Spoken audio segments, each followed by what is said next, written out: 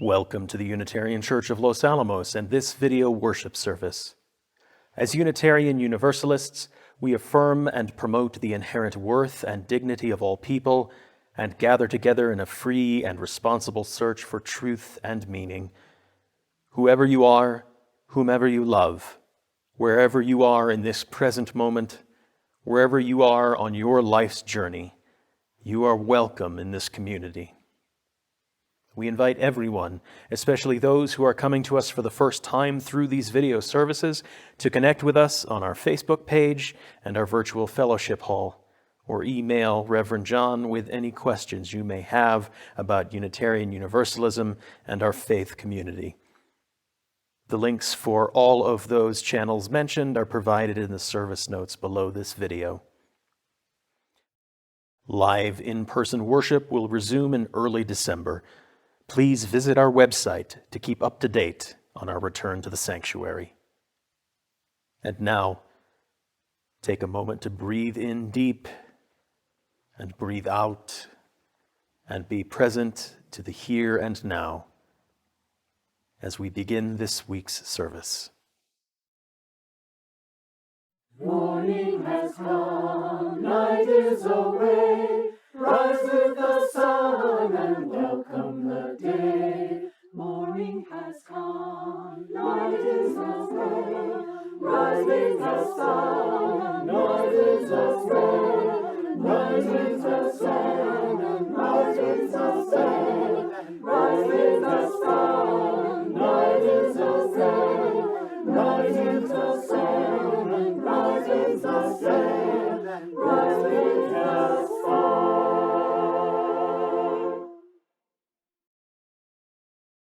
We gather together as a community of seekers to honor the interdependence of life, to respect the dignity of all, and to honor the land we walk humbly upon. Friends, let us acknowledge that we walk upon the traditional territories of the Tewa and the Keres people, the original nations of this land. We are blessed with a space and opportunity to strive to live out our common principles, to bring justice, equity, and compassion into our daily lives, to resist all that threatens the earth and her people, and to live out our dream of a world community of peace, liberty, and justice for all. Let these thoughts carry us forth as we journey and worship together.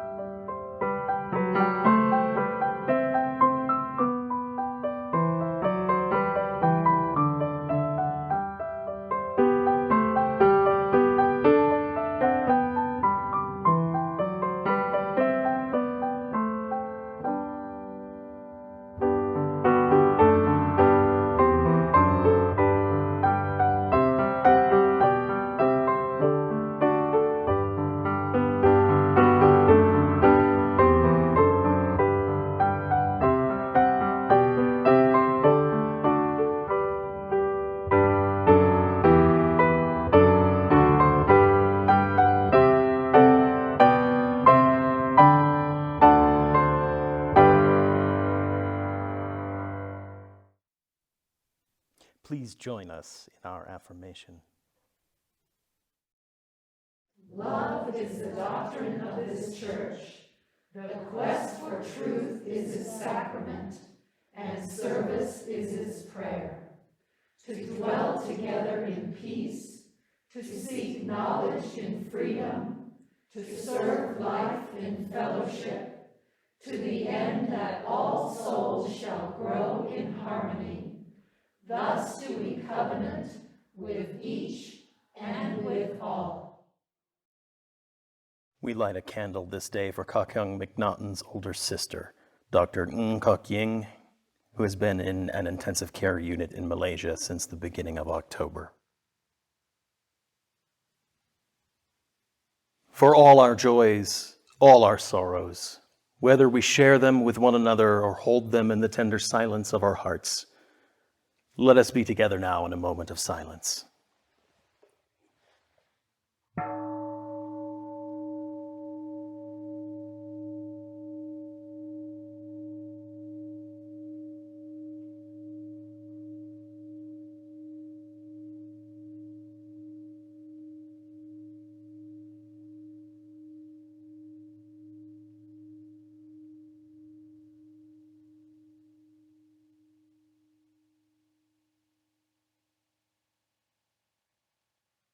Let us be together now in a moment of prayer and reflection.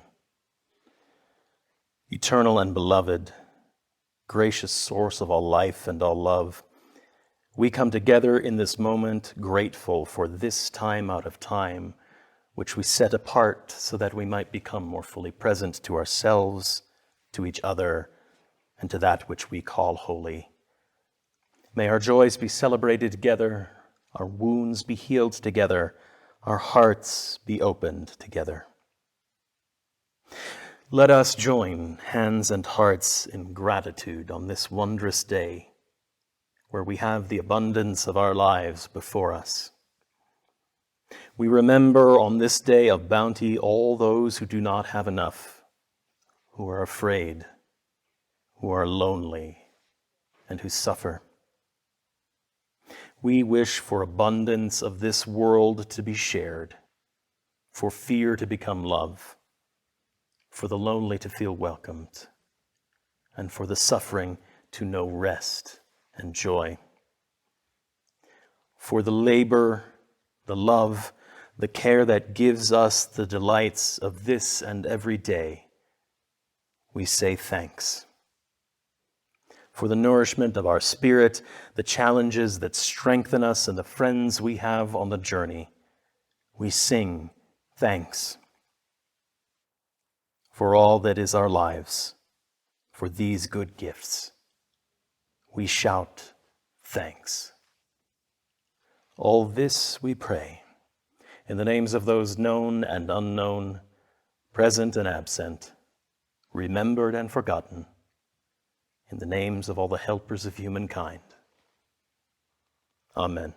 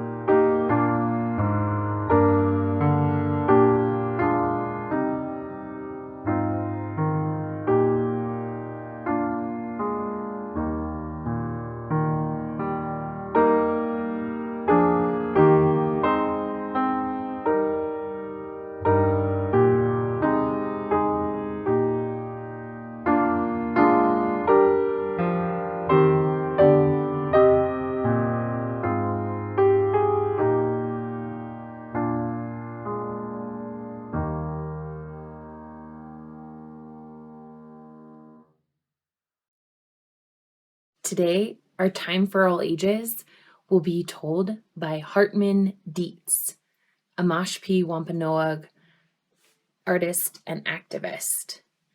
And this story was used in the UUA's Thanksgiving Reframed worship service last year. And he will be decolonizing the myth of Thanksgiving and telling us more about his people, the Mashpee Wampanoag people. Enjoy!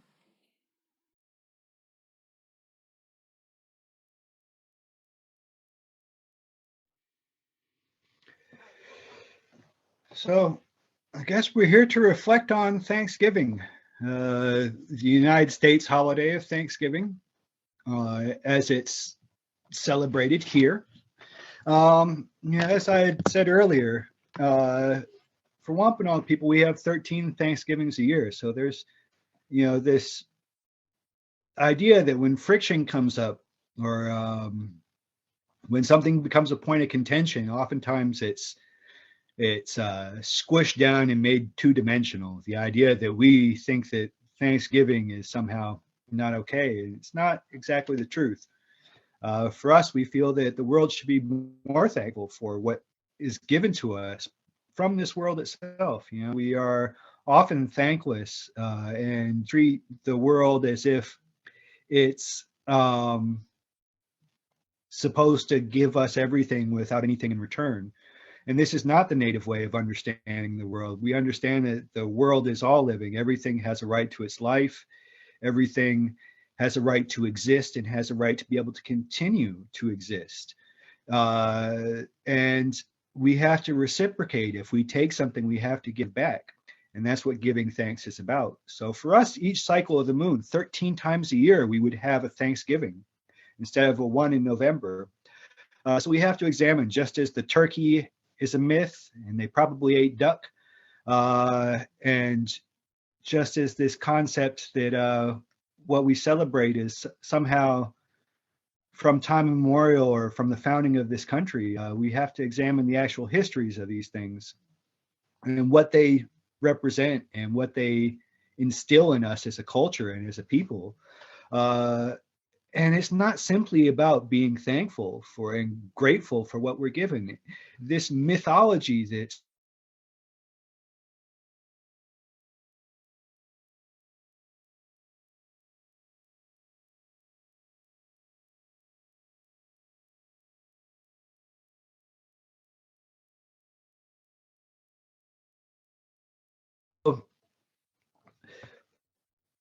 that we look at the truth of the events. There's a boatload of people from Europe that no longer wanted to live under English rule and English law, and they thought that they would be able to come and enjoy freedom by crossing an ocean. And when they got here, they wanted to impose some of the same styles of oppression, same systems of oppression onto the people who were here minding their own business. There are thousands upon thousands of people living in this land that had lives that were, working on trade or bringing new life into the world. People were farming, people were fishing, people were traveling up and down the coast. This was a vibrant world with an economy, with political alliances and trade networks that was just like any other part of the world. And these folks that showed up and incorporated into it were different because they intended to stay. We had seen travelers come for a long time up and down the coast, and they moved on. They traded and moved on, but these folks intended to stay. And one of the things they did was they supplanted the local law with the English law, the very law that they sought to escape. They thought to instill here. And we really have a meeting of a culture of tolerance and openness and giving on one side, and a culture of intolerance and oppression on another. And what we should be able to take away from, as Nita was stating, that this thing of colonization is not simply something that happened in the past, But colonization is an ongoing process, something that continues to happen today.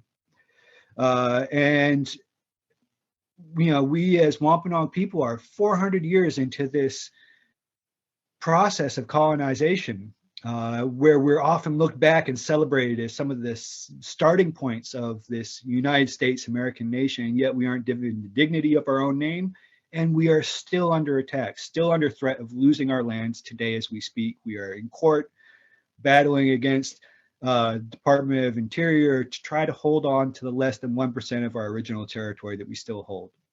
So this is an ongoing process. It will never end until colonization is done, or until we are, as the colonized, done.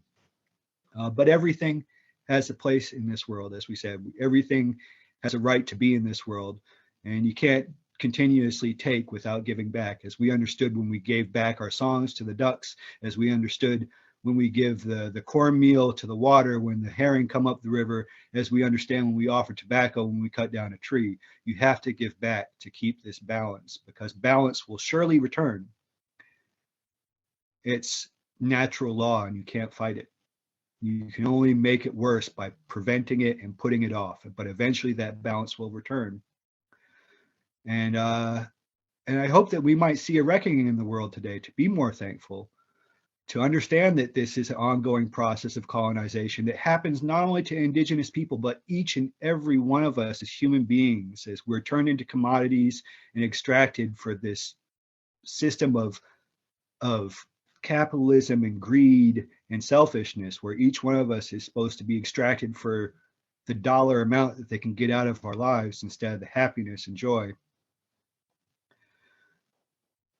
This myth creates a justification for white supremacy in legal terms, where Native people are not given full legal right to own and possess and have dignity and be and exist in this world. The idea that we give a meal to allow this new nation to survive, and then we are simply supposed to disappear into the ether of history and not have a present and not have a future. And this is the danger of this myth, and this is what we need to end. This idea that we are not entitled to the same human, the same earthly, the same respect and dignity of life that anything should be, given, entitled to. And that's what we need to change. We need to be more thankful. We need to give thanks on a more regular basis as human beings for the fact that we're given the things that we need to live in this life, and they come from this world, and they're given to all of us as gifts from the Creator, just like sunshine. It's not for me alone to hoard and dole out for my benefit. It's given to all of us. We have to remember that and start living by that all of us are entitled to a place to be in this world. So I hope that we might move forward with some of that attitude and thought in mind, that everything has a right and a place to be. And Wampanoag people, Ohlone people, Hawaiian people, Filipino people, Maasai people are no different than any other people across the world. So thank you for having me, and I'll turn it over to the next.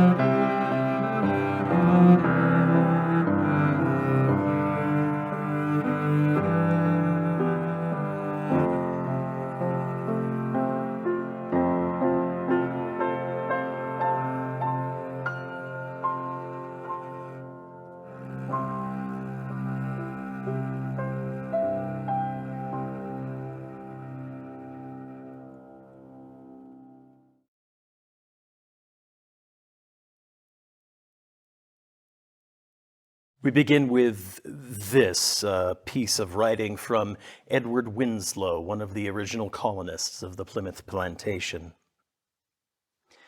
Our harvest being gotten in, our governor sent 4 men on fowling, that so we might, after a special manner, rejoice together after we had gathered the fruits of our labors. They 4 in one day killed as much fowl as with a little help beside served the company almost a week, at which time, amongst other recreations, we exercised our arms. Many of the Indians coming amongst us, and amongst the rest their greatest king, Massasoit, with some 90 men, whom for 3 days we entertained and feasted, and they went out and killed 5 deer, which they brought to the plantation and bestowed on our governor and upon the captain and others. And although it be not always so plentiful as it was at this time with us, yet by the goodness of God we are so far from want that we often wish you partakers of our plenty. This passage and a briefish reference in the history of Plymouth Plantation written by Governor Bradford are the only extant first-hand accounts that we have of what we have come to call the first Thanksgiving. And from these scant details, we, the American people, over the years have drawn out this full-fledged myth of the first Thanksgiving, a story of togetherness and happiness and sharing. The myth says that the friendly natives met the God-fearing, bootstrappy pilgrims right at the shore of the new land they had arrived at and welcomed them in with open arms. And that the friendly natives taught the God-fearing, bootstrappy pilgrims how to farm and fish and survive. And then after a good harvest, because of all that learning the first year, the friendly natives and the God-fearing, bootstrappy pilgrims held a great meal of Thanksgiving, sitting side by side and sharing all they had. And after that, the God-fearing, bootstrappy pilgrims moved out to expand and build a new nation, and the friendly natives were never heard from again. This is a myth that undergirds larger myths in America, myths about American exceptionalism and manifest destiny, casting the pilgrims as inheritors and rightful inheritors of a rich land. They were ordained by God to survive and spread the seeds of the idea that would become America throughout the new colonies. It is a myth that casts the colonists as godly and noble and kind-hearted and full of equanimity for their fellow humans, the virtues that justified their inheritance of the new land. And the myth casts the natives as props, objects put there to highlight and throw into relief all of that goodness and equanimity that the pilgrims possessed, casts them as bit players, background extras in a story that is set on their land, a land that they had lived in and cared for and died in for 10,000 years before meeting up with any European colonist. And then, after they play their bit parts, they just disappear to make way for a new nation. Yeah, that's right, folks. Thanks for keeping the place warm for us all these years. Now, when you hear your cue, just come on and say your couple of lines and then very quickly exit stage left. That is the place of the Wampanoags in the myth of Thanksgiving. The myth that has given rise to thousands of school pageants full of paper hats and headdresses, which in turn go on to bolster the myth of Thanksgiving, along with another myth about the monocultural nature of indigenous lives. They were there, they shared, they disappeared.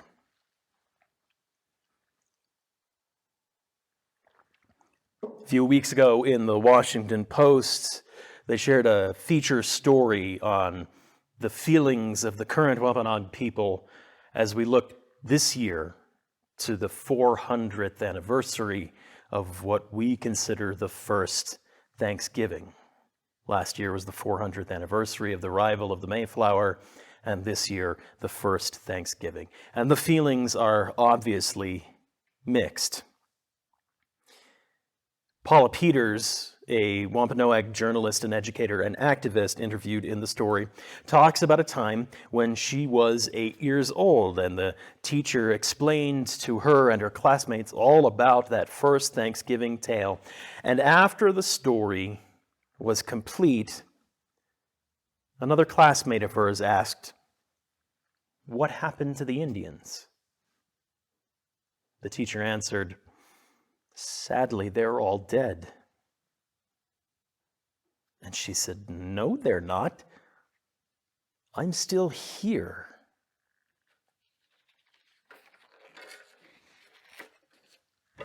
And the story erases a people. Here is what we know absolutely about the first Thanksgiving. We know that the Wampanoags did help the Pilgrims plant and harvest successfully. And we know that there was a 3-day harvest feast, which is what they refer to it as, not Thanksgiving. And we know that initially the Wampanoags were not invited to the feast. They only showed up when they practiced the recreation of their arms, musket fire in the air in celebration, and they came running, panicked, 90 of them with Chief Massasoit to see what the disturbance was. And only then did they see the feast in progress and were told that it was a feast of the harvest. And they joined and went out and killed 5 deer. And that's it. That is all we know for certain about what we call the first Thanksgiving. We're fairly certain there was no turkey served there. We can make educated guesses today about what food was served at the feast. Fish, most likely, and deer, obviously. Maybe some duck. Certainly, probably some beans and corn and squash and cranberries, the produce at the time that they farmed. And we also know for sure it was not an annual tradition. Because here's what we know for sure about the Wampanoags.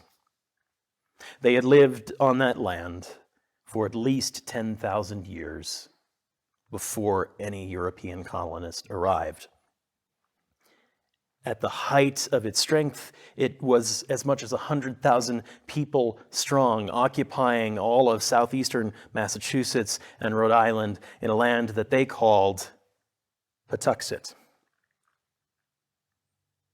We know that they were dealing with Europeans for at least a century before the Mayflower arrived, and that most of those dealings with Europeans resulted in being kidnapped into slavery because you could get 222 shillings for selling an Indian into slavery back in Europe.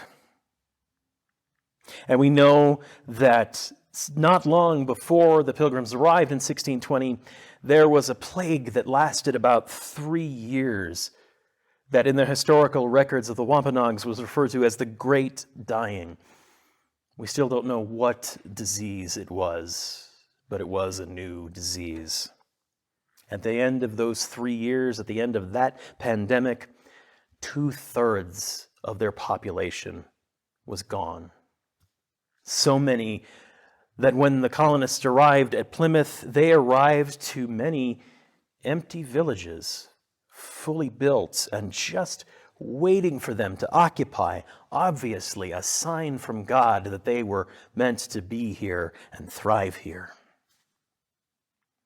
And we know that Chief Massasoit chose to enter into a strategic alliance with the Plymouth colonists because the pandemic had so depleted their numbers, they were now vulnerable to attack from surrounding nations.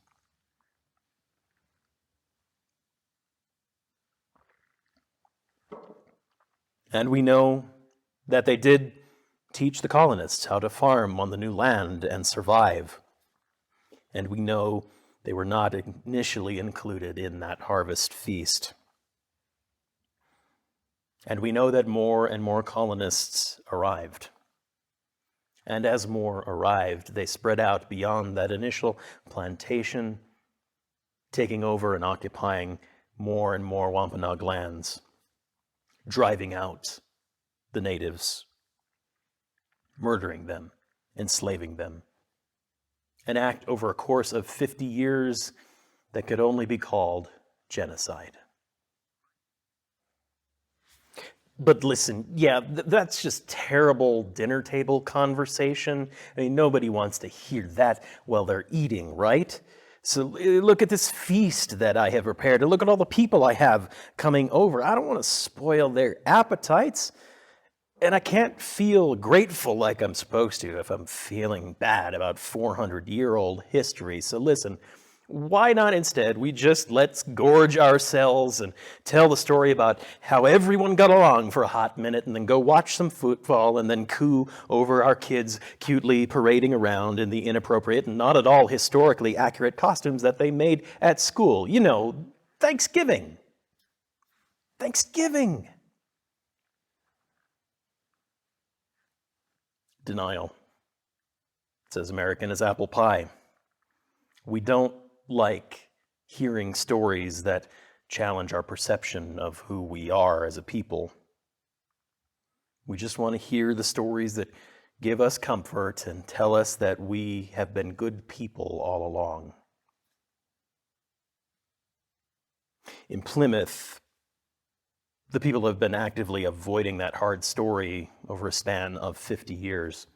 50 years ago, the people of Plymouth were preparing the 350th anniversary celebration of the landing of the Mayflower.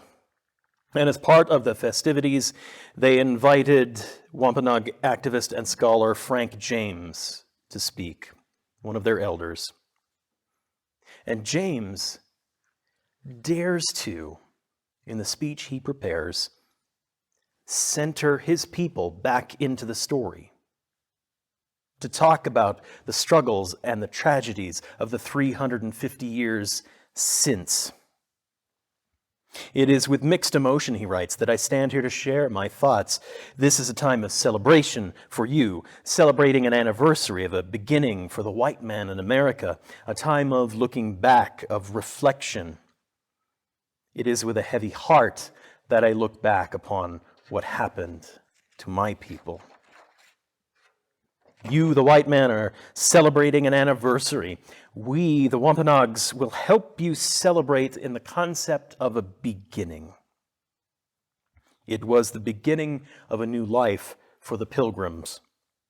Now, 350 years later, it is a beginning of a new determination for the original American, the American Indian. After reading the text he submitted, the planning committee for the 350th anniversary asked him instead to read a prepared statement that had been put together by a public relations firm. Frank James obviously refused to do so and was disinvited from the celebration.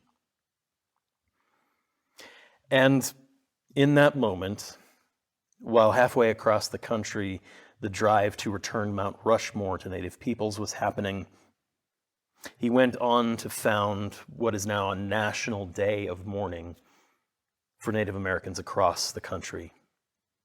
An annual protest on Thanksgiving on Coles Hill in Plymouth with a march to the statue of Massasoit.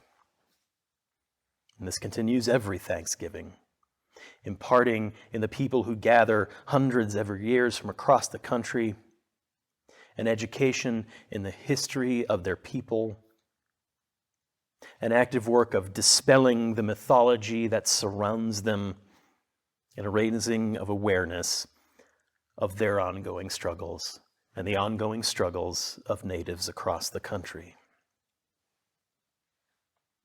Because what is the Thanksgiving story to the Wampanoag and to any other indigenous peoples in America if that celebration centers on a story that continues to erase their lives and their culture, the lives and culture of a people who are still here.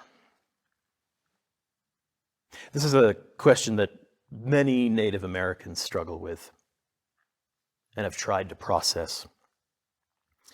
Larissa Fasthorse, a playwright and member of the Sikangu Lakota Nation, takes a satirical approach at trying to answer the question in her recent play, The Thanksgiving Play, from 2018.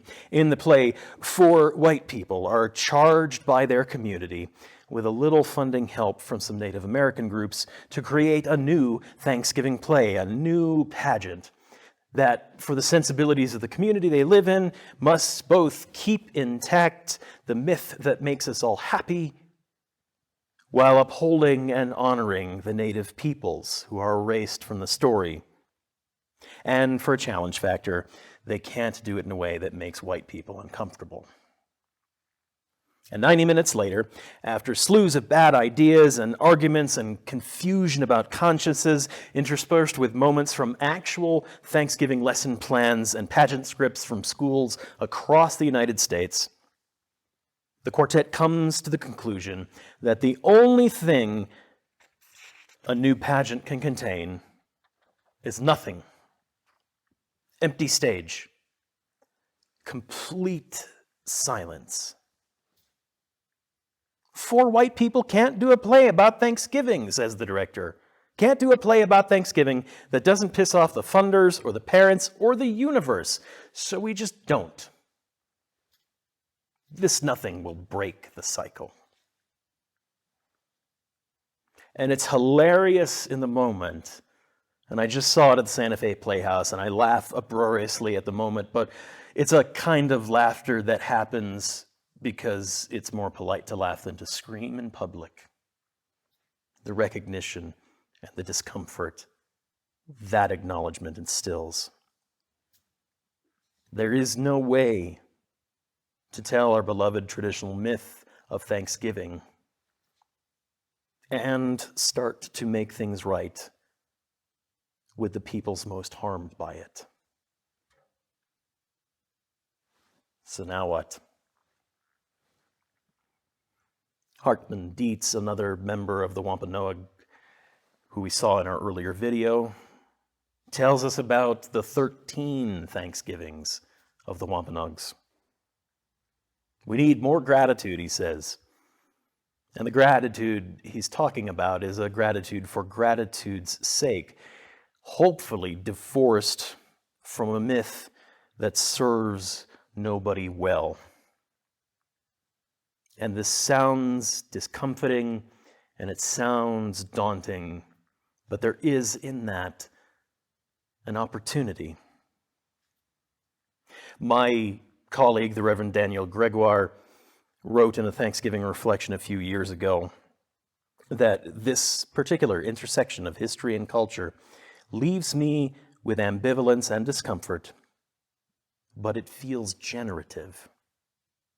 I'm strangely excited about this particular moment of discomfort because something new could come out.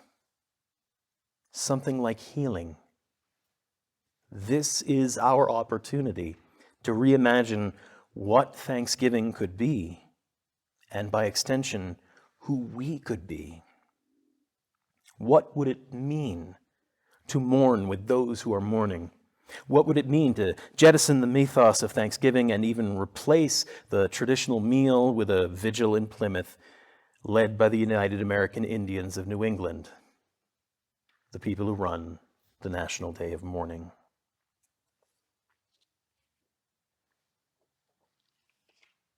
We need gratitude. So don't worry in the moment. Give thanks. Enjoy your meal. Enjoy it with family and friends who make you grateful to be alive. And name your gratitude around the table as you might already. But also, maybe acknowledge whose land you gather on in all of your graces. And maybe make some plans to do it all over again sometime before next November. We need more thanksgiving. But as we practice our gratitude for gratitude's sake and practice it more often, also take time to learn more of the story of the Wampanoag people or of the native nations near to you. Learn where their lands are and were. Learn about the boundaries of every broken treaty. Visit Native museums and cultural centers to see their art and their culture and their family life, both what had come before and how it exists among people who are still here. And support Native organizations in the ways that they wish to be supported. Start to get a taste of the 10,000 years that have come before us. And be ready to tell a new story.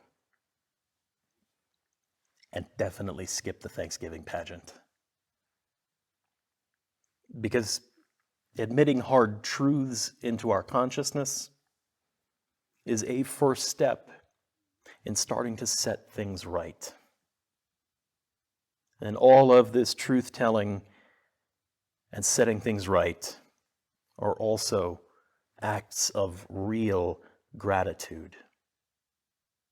Gratitude for what has come before us, and gratitude who we can yet be, not confined to just one day. May it be so.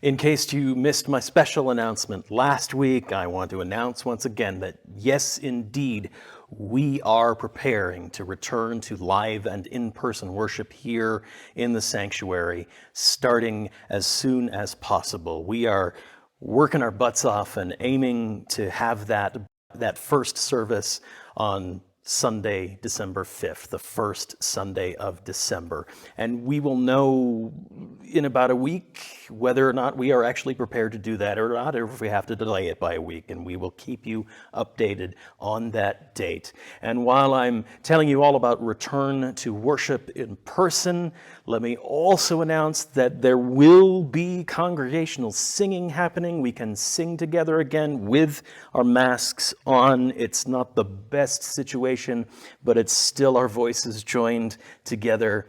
And lest ye diehards worry, there will indeed be a coffee hour after the service, starting in the fellowship hall. We just ask that you stay as masked as much as possible while you are sipping your coffee, if you are having coffee.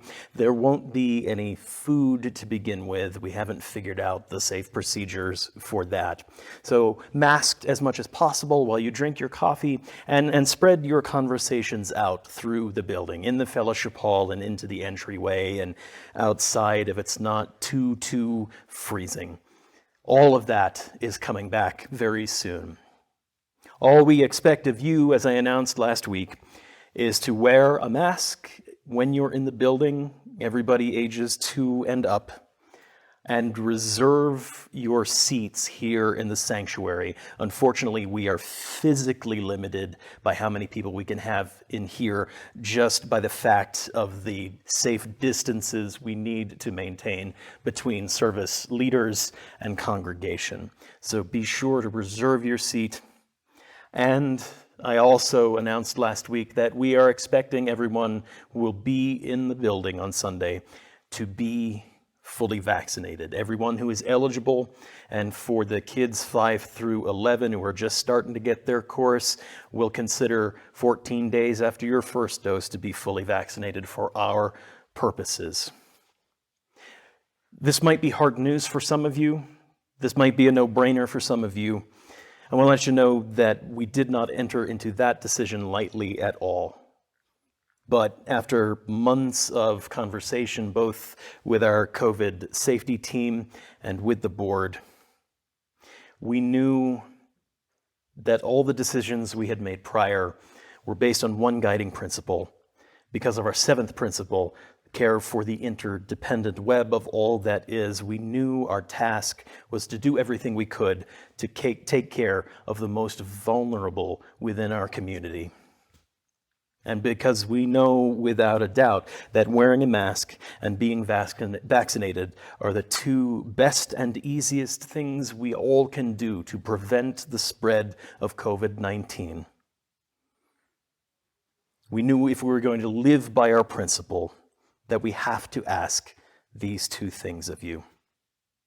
Now, it's not going to be a hard process. We're just going to ask for a one-time verification of your vaccination status, and then we'll have that on file so you don't have to check in with your vaccine card every time you're coming in through the door of the building.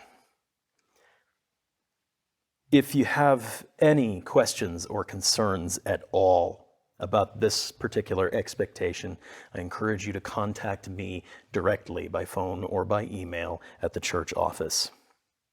Now, for those of you who are eager and itching to come back and are hoping maybe we'll even announce it happening earlier, if you are ready to come here and sit in a seat and be in community and worship together, you can start helping us with the administration now. You can share your vaccine status with us now. We just ask that you email an image or images of the vaccine cards for you and your family to our front office. That's office@uulosalamos.org. Right here, you can see it. I hope that you will join me in doing your part to return to church safely and with a sense of care for all. And I can't wait to see you in person soon.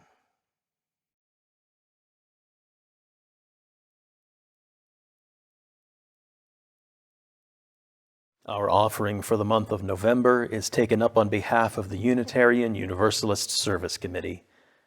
The UUSC advances human rights and social justice around the world, partnering with those who confront unjust power structures and mobilizing to challenge oppressive policies. Their work is grounded in the belief that all people have inherent power and dignity. 100% of all offered this month will be given to our partner. Please use the Givelify app on your mobile device or use the link in the service notes below. And may what you give bring you joy.